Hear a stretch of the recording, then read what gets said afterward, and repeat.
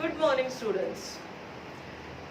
Today, in this fresh video regarding diversity in the living organisms, we are going to be looking into the further phyla which are present for the classification of the animals. In the previous video, children, if you remember, we have seen the following phyla. We started off with Porifera, then Coelenterata, then came Platyhelminthes, and then Nematoda. Alright, up till this what we have seen, we understand that the body structure, it has become cylindrical, it has some development of the organs are there, we find some cavities, pseudo-cavities, pseudo-coelom is present in them, bilateral symmetry is being seen. Now all these further characteristics, all these are going to be present in the further phyla also, and some more new additional features are also going to be coming. So now let's look into the next phylum, and that phylum is phylum Annelida. Okay, phylum Annelida. Okay, now in this phylum again we find there's going to be a cylindrical body. Body is cylindrical, triploblastic. Okay, the body wall, it is going to be triploblastic, means made up of ectoderm. Middle one is going to be mesoderm, and the innermost it is going to be endoderm. Then a proper body cavity is going to be present. Body cavity, that is coelom, it is present. Okay, then as far as their habitat are concerned, they can be found in marine water, then fresh water, or they can be terrestrial also. Okay, more or less we can say they are of universal occurrence, that in marine water also they can be found. They can be found in the fresh water also, as well as they can be terrestrial, burrowed in the buried deep in the soil. Okay. Then now the most characteristic feature of this phylum is that the body is having their bodies, which we said that it is cylindrical body, bilaterally it is symmetrical. We can add this also. It is bilaterally symmetrical. Okay, and then as I was saying, the most distinguishing feature of this phylum is that their body is divided into segments.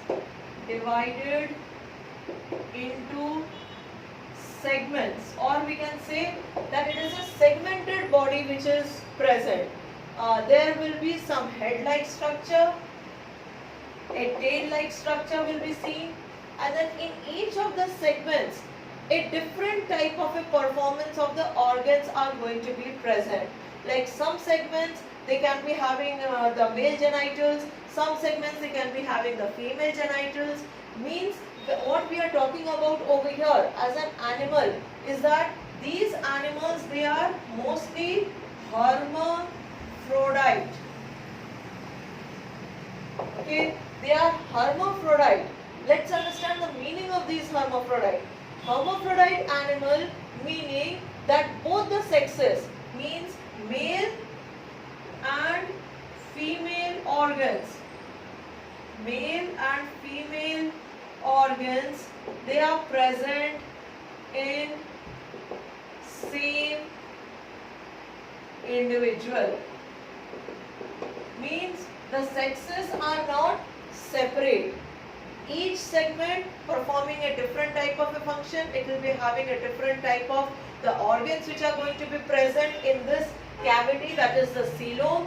But yes, the body, segmented body, it is there. But in that segmented body also, we will be able to identify the head part, will be able to identify the tail part or the end part of that. Examples, if I give you, you will be able to relate with them. They are going to be as earthworm.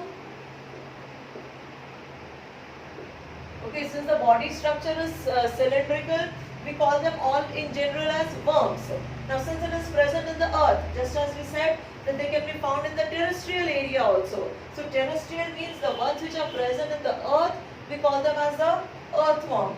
Then there are certain ones which are called as the leeches. Okay, these leeches, they are blood-sucking animals, means to the farmers particularly when they are working in the field.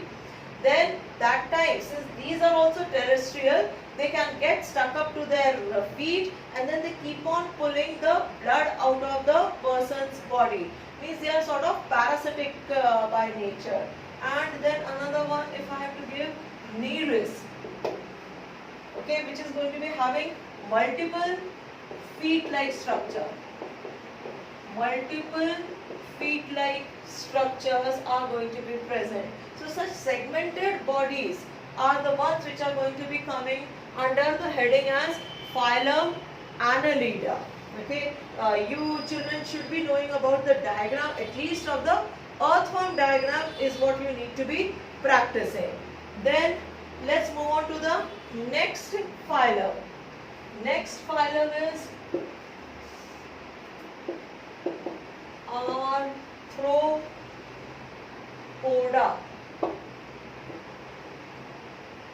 Okay, now this Arthropoda phylum, if we have to remember it in simple terms, we can be calling it as the insect phylum. Okay, the phylum where all insects are present.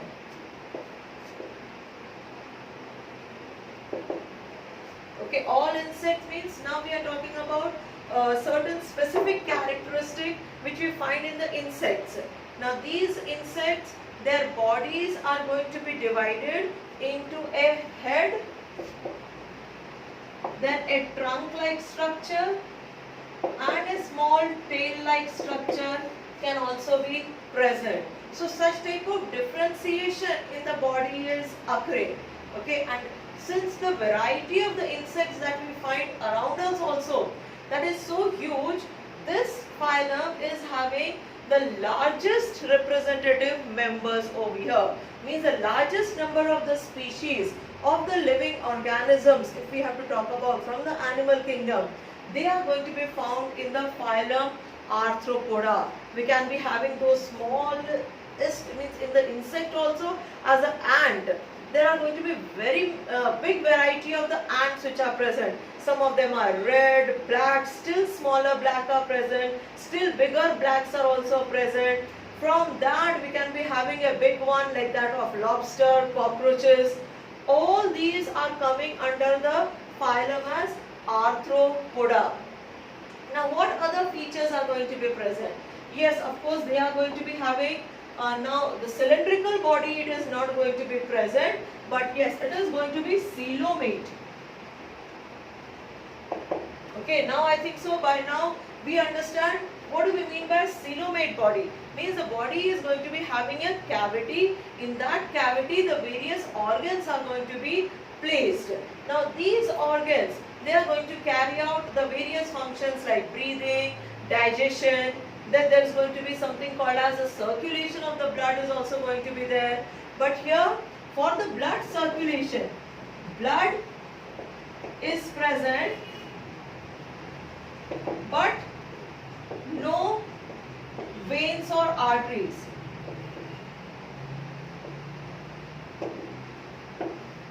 Means this blood is simply flowing throughout the coelom, that is throughout the cavity. Means just as for us, the blood keeps on flowing in the arteries and the veins. For them, blood as a structure is what we are able to see for the first time. But this blood is not flowing in any of the vessels. No arteries, no veins are present. It is just flowing between the various organs which are placed inside the coelomic cavity.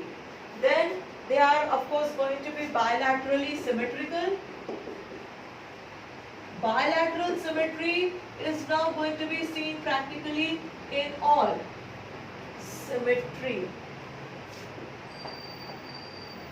Now all the further animals or the various phyla that we see now, they are all going to be having this bilateral symmetry.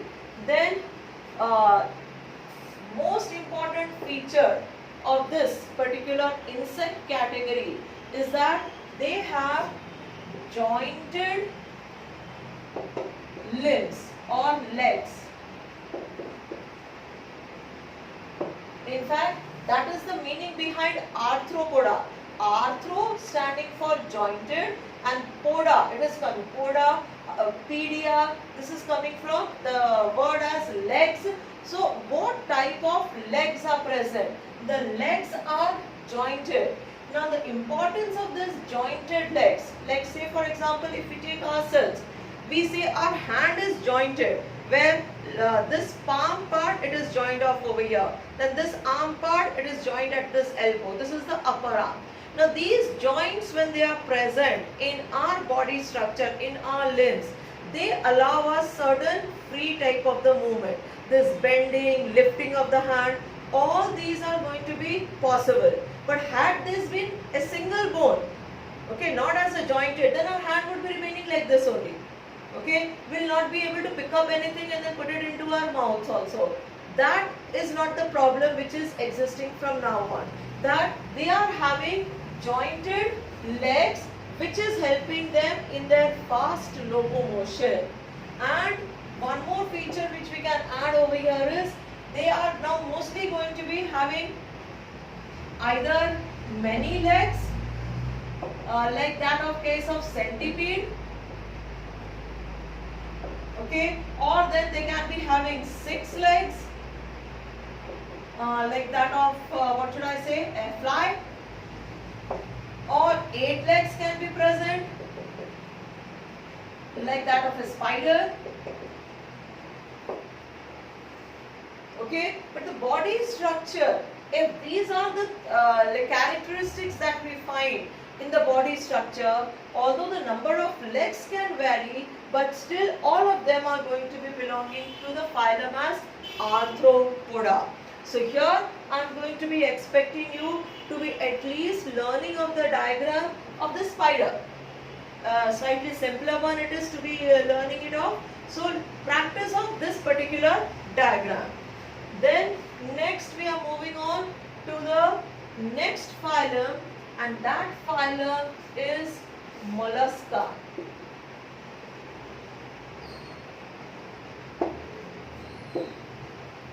Okay, now this phylum is particularly, we encounter the members of this phylum, they are going to be aquatic.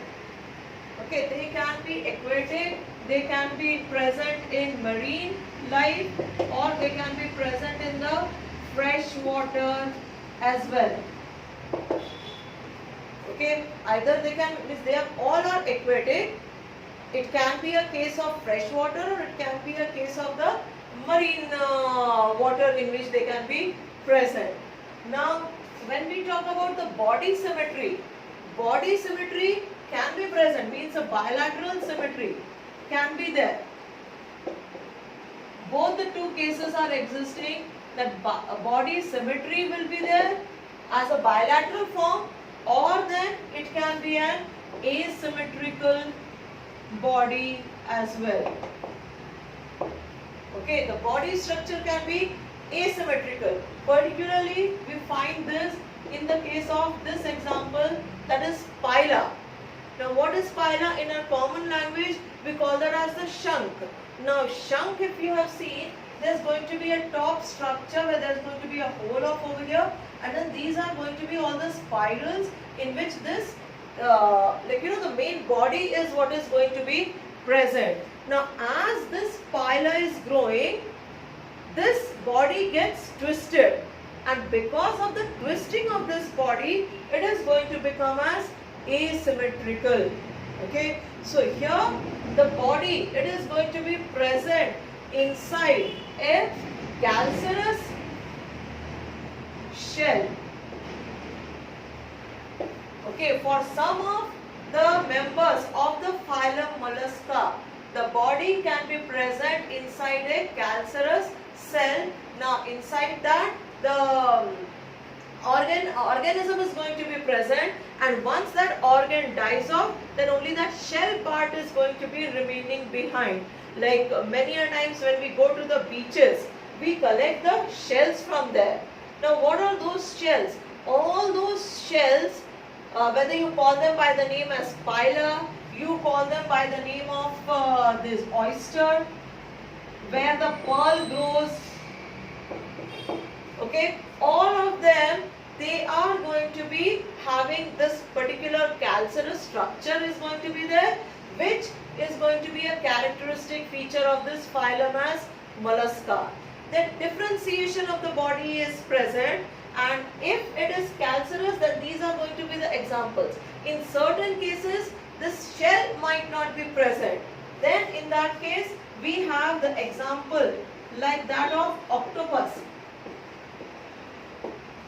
Okay, octopus, where a head structure is present, and then this head, it is surrounded by all these various tentacles, like which are 8 in number, and with the help of which it is able to have all the locomotion.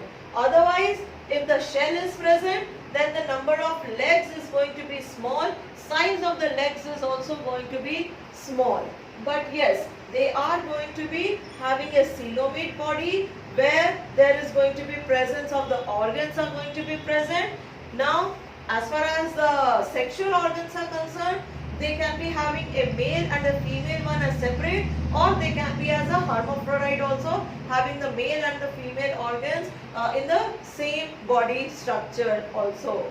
That is about this phylum as Mollusca. Then moving further, we are going to come to now another phylum, and over here the name of the next phylum is Echinodermata.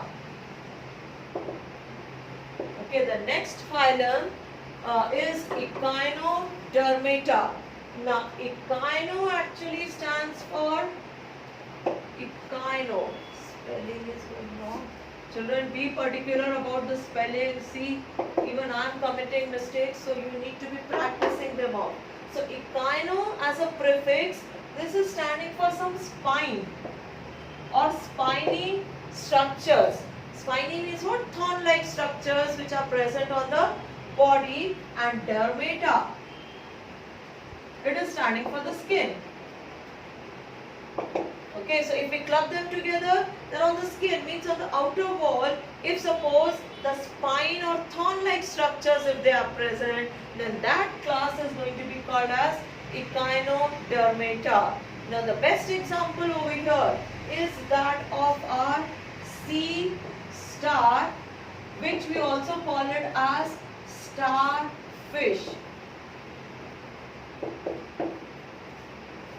Okay, and although it's a starfish, still will be it will not be having a bilateral symmetry can be present over here also. Like if it is a star-shaped structure, okay, we'll be able to divide it like this also. Alright, now these are going to be the 5 tentacles which are present, and these tentacles are later on turned calcareous, means that calcium deposition also takes place, and then they become hard. And inside each one of them, there is going to be a pore-like structure is going to be present, through which all these organs, they are going to be connected.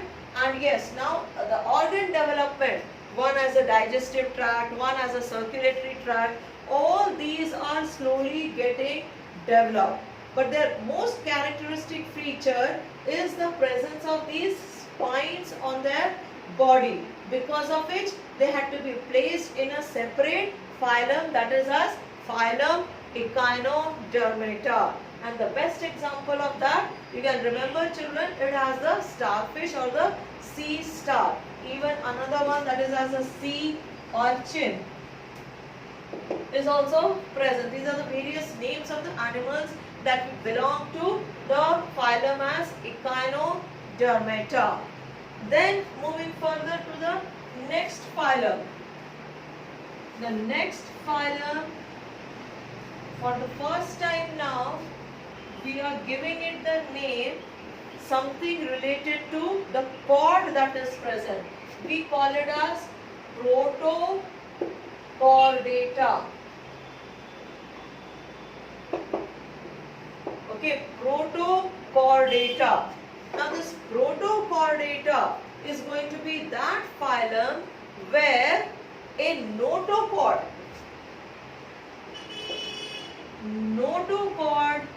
is seen for the first time. Means for all these various phyla that we have seen, starting from Porifera, notochord was completely absent. Triploblastic we have seen as a body wall, triploblastic. In many of them, triploblastic is present excepting for the first two, which were diploblastic. These are all triploblastic. Bilateral symmetry as a common feature also we have seen. Coelomate body structure, that also we have seen. But up till now, we have never come across in any of the phylum where this notochord is seen. Now what is this notochord? Notochord, it is like the cord, first of all, means a thread-like structure. Okay, now this thread-like structure in the dorsal part means from the back part of the body, from the head it is moving down to the rest of the body, and that is the one. This cord is the one which is first of all belonging to the nervous system. Alright, and then this is the one which is running through the dorsal part of the body, so that in the alimentary canal, okay, that means in the gut, alimentary canal and this cord, okay, they are now going to get distinguished. Alimentary canal will be as a separate canal, and we are going to be having a cord which is running through the length of the body, which is giving support also to the body. So now a sort of a backbone, basically what I mean to say is a backbone like structure is getting developed for the first time, and that is why we call them as a protochordata. Chordata means that cord is present, that is that backbone like structure which we call it as the notochord is going to be seen for the first time, and proto means something which is coming before that. So protochordata, the best example of that is Balanoglossus. Okay, Balanoglossus, where we'll be able to find radial symmetry will be there, bilateral symmetry is also going to be there, but a small notochord like structure is going to be also seen, which of course belonging to the nervous system, and this is what is going to be later on developing into a proper cord, which will be seen in the case of the phylum that is Chordata. Alright students, now this Chordata as a phylum, it's a big enough one because it is divided into 4-5 classes. Each of that class we need to be understanding it individually along with their examples. So that we will be taking it in the next video. But for this video, the various phyla which we have seen up till now, okay, along with their examples, along with their important characteristics, let us revise them once again. We started with Porifera, where the basic structure was that of the porous structure was present. Then we came to Coelenterata. Okay, next we came to Platyhelminthes.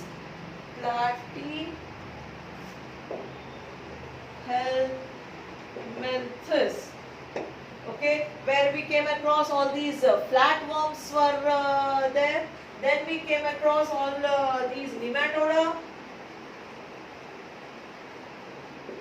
where all the worms which are present in the body, the disease causing worms, these were present under nematoda. Then we talked about Annelida, where if you remember the segmented body is there, and the best example we can remember it as that of earthworm. Then the biggest phylum, that was of Arthropoda, where all the insects are going to be found. Arthropoda, where the jointed legs is going to be the basic structure. Some of them they'll be able to fly if they have the wings, otherwise they'll be simply moving on the ground with their legs. Then there was Mollusca, where all the shells, okay, all the shell-like structures like that of pila, oyster, all these are going to be found. And of course, if the no shell is present, then the octopus is going to be the example, where the body structure is going to be that which is going to be divided into the head and the tail. Here it is going to be as having 8 tentacles, which become more prominent in case of octopus. Then after that we had Echinodermata. And finally today we saw Protochordata, which was having for the first time the development of the notochord was seen in these cases, where Melanoglossus was the example that we are trying to remember. So if we see like this, up till now we have covered 9 phyla. The only phylum which is left behind, that is of Chordata. That we will be seeing it in the next video. But yes, now whichever ones I told you that you have to be practicing of that particular diagram, start practicing of that, children, so that it is going to be adding to our knowledge and understanding of all these animal creatures that we find around us. So with that we come to the end of this video. Next video and the final one, it is going to be on the Chordata phylum, which is going to be coming up tomorrow then. Alright, thank you students.